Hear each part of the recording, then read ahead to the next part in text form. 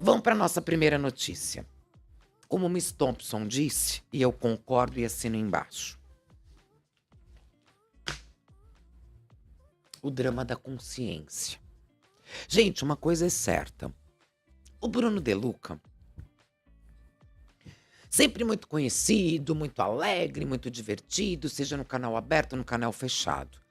Aquele dia, aquela situação específica que o Kaique Brito está vivo por um milagre, que está sem sequelas por um milagre. Ele estava naquele quiosque, bebendo, curtindo com o Bruno De Luca. Ele é atropelado, a gente sabe que o motorista de aplicativo não teve culpa nenhuma, só estou contextualizando para, relembrar quem de repente não lembra direito, quem não tem uma ótima memória, para quem de repente estava morando em Marte e voltou para a Terra, para tentar entender ou lembrar. Mas a verdade é que aquela situação foi determinante para a divisão de 2 caminhos. Toda a recuperação, corrente de orações do Kaique Brito, inocência do motorista de aplicativo que realmente não teve culpa nenhuma, e teve uma outra vertente daquela história que dizia respeito a ele, ao Bruno De Luca, que mesmo estando com um amigo no quiosque, que mesmo estando ali bebendo e talvez fazendo uso de mais alguma coisa ou não, ele não presta socorro ao amigo, ele não vai ali.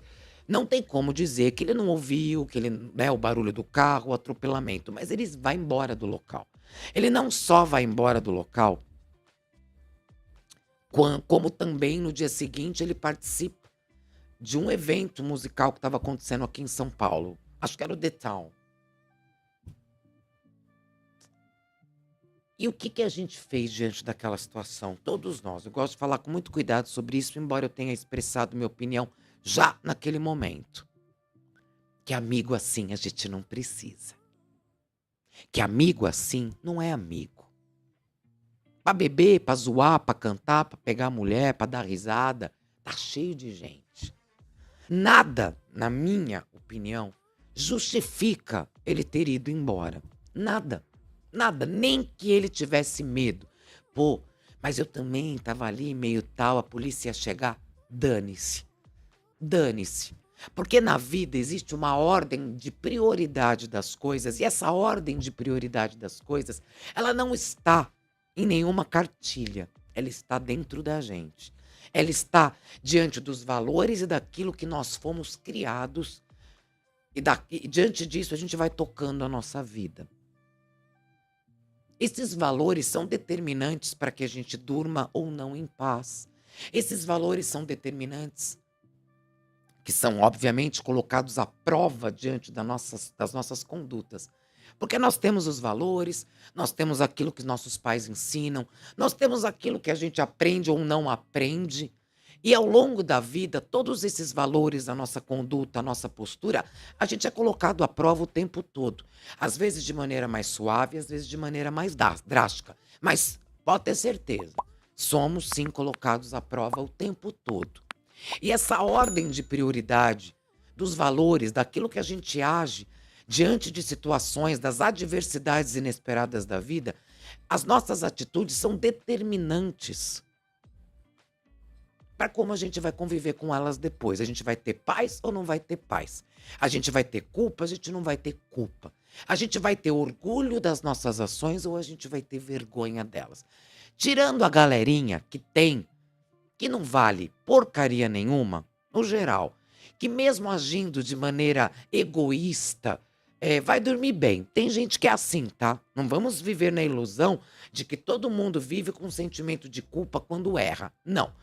Tem gente que erra, tem gente que não tá nem aí pro outro, que não tem empatia, que não tem compaixão e dorme bem. Tem uma galerinha assim.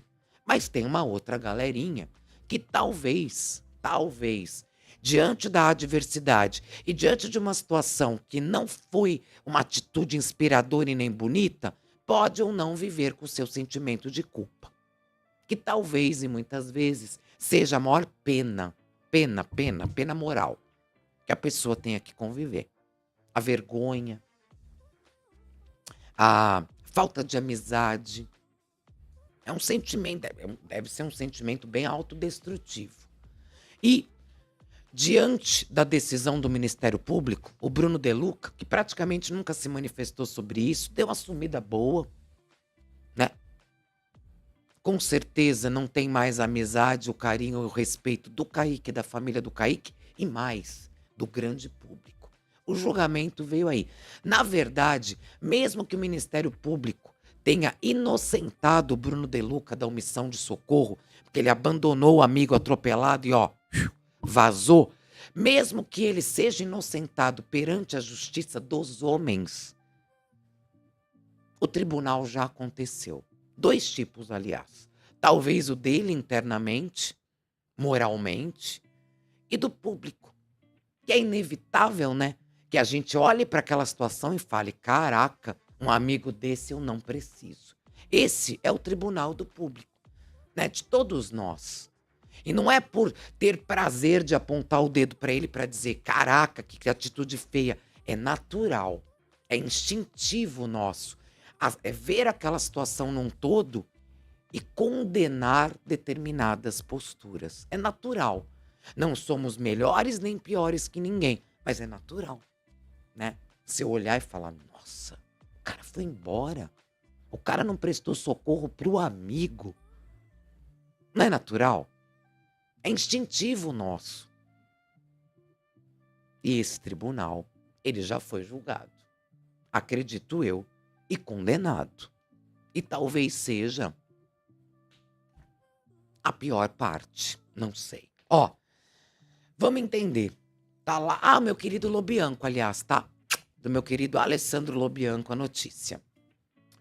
O juiz da 16ª Vara Criminal do Rio de Janeiro inocentou o ator Bruno De Luca da acusação de omissão de socorro, no caso do atropelamento do Kaique Brito. Determinou, inclusive, o arquivamento do processo.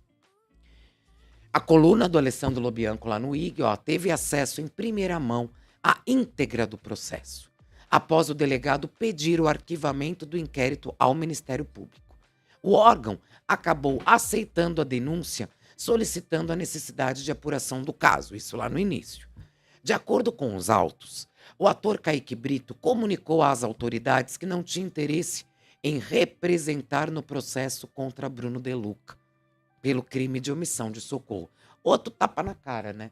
Porque não só abandonou o amigo no local, como este amigo atropelado e hoje recuperado não quis dar sequência ao processo e acusar o Bruno De Luca de omissão de socorro. É outro tapa na cara. Foi largado pelo amigo, mas não quis processá-lo por omissão de socorro. Bem como em relação ao motorista pelo suposto crime. Mas daí a gente já sabe. O próprio Kaique Brito já tinha vindo a público, a gente sabe que o motorista de aplicativo não teve culpa nenhuma. Nem a lesão corporal, nem nada, nem culposo. Porque não houve em nenhum momento. Quem errou, quem estava errado era o próprio Kaique e ele admitiu isso. Então, essa representação contra o motorista, a gente já sabia que não aconteceria. Contra o Bruno De Luca foi uma decisão que a gente percebe muito pessoal do Kaique Brito.